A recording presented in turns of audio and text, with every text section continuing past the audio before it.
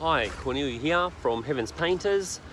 Using the correct brush is another tip that I want to give. The correct brush is always important that we use. The reason being is because obviously if we're just doing a small area or even detail work, we use just a small obviously fish brush like this one here.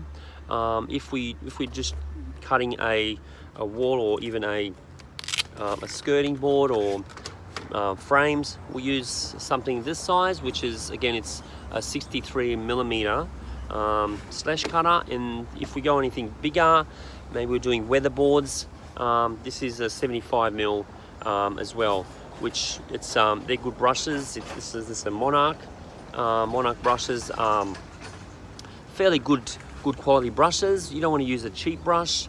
Obviously if you use a cheap brush, they wreck too quickly, and and probably you get something that looks like that within a couple of usage. So it's always important to use the correct brush for the correct job that you're doing. If you're doing gloss work in oil, don't use the same brush as you do in the oil painting as you would do in the water-based paint.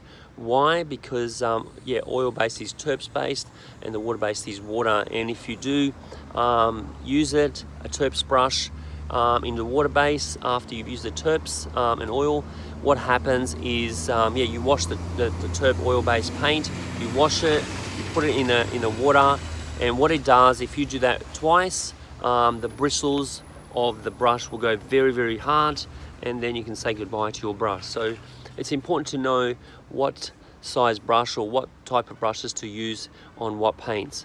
Thank you. Cornelia from Heavens Painters.